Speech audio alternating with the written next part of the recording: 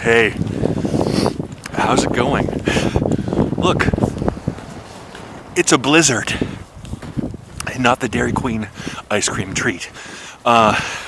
Hey, I had to make a little video. I don't know whether it's going to be deep. I don't know whether it's going to be silly. I don't know whether I might actually die on camera, being hit by a car, not paying attention.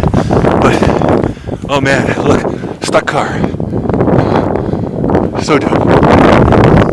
This is awesome. It's a flashback to my youth in Nova Scotia and Ontario. I haven't had to shovel snow in 20 years. I just said on Facebook, I wonder if it's like riding a bike. People are always looking at me oddly when I use this damn camera. So here's the thing. This just came to me now. Maybe I'll walk up through the trees, get on the steps for a second. People have been asking me, quite a few, when they heard about the temperatures here, when they heard about how things can be, they're like, Brooke, do you have a thing for suffering? Are you a masochist? Do you feel like you deserve to suffer, to be in pain, to be cold, to be alone? And I don't know. I'd say no more than anyone else. Well, maybe a little bit more than someone else. You see, I'm kind of with integrated psychology when they say that those formative years shape you to the point of defining what you want and what you don't want. And sure, I might have had a bit of a tough time when I was younger. But that said, I think it goes deeper. It's not just I deserve it. I need to be cold and I need to suffer. I'm allowed to be happy and warm. I can't be living, in a cabana in the Mediterranean or Mexico or, back in warm Vancouver right now. Like right now it's t-shirt and sandal weather in Vancouver. It's spring. This is January before the Olympics and it's spring. And my thing is this, pardon the running nose. I was in Vancouver for 16 years.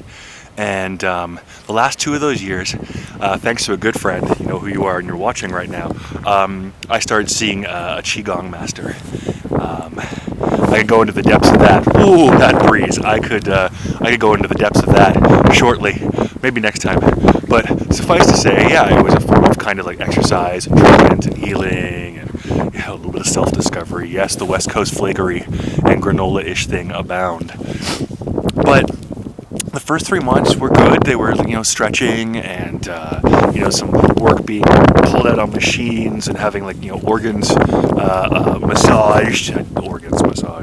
And it was good. I could feel the energy flow change in myself.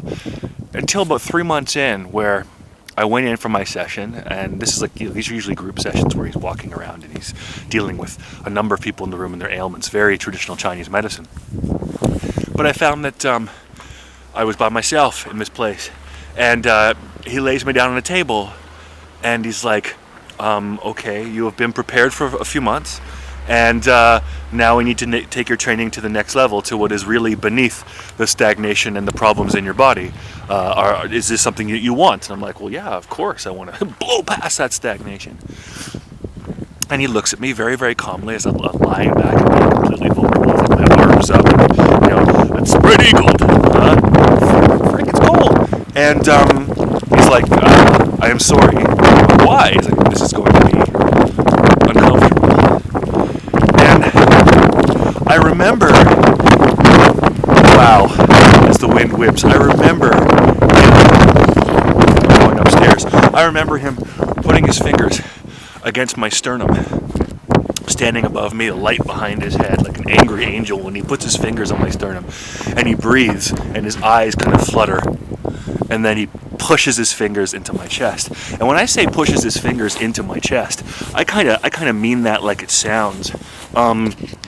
It felt like his hand went right into my chest, into my heart.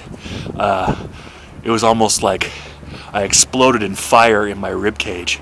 It was this blinding white agony. It was like every sound and every picture in the universe playing at once, inside my nervous system. And I was in so much pain that I couldn't make a noise. I couldn't move. I was paralyzed. I was contorted into this and I just couldn't do a thing. And it felt like it lasted forever, but at the same time, infinitesimally short, if I even said that correctly. And suddenly standing over me and his hands pulled back from my chest, and again he has this beautiful corona of light behind his head from the bay window in the living room. And he looks at my face, and then his head kind of turns to the side of my body, and he raises an eyebrow like, see? And I look, and my body is like contorted up, my hand is in a fist, like I'm ready to strike, like I'm ready to bring thunder down from the skies. And he just looks at me and says, you carry so much pain. You carry so much anger. We all do. But do you know why? It is because we learned from a very young age that pain, that suffering, is bad, that it hurts, that we do not want it. So we spend our lives running from it. If we choose instead to feel it and let it go, there will be no need for this. Something to think about on a chilly Sunday. Peace.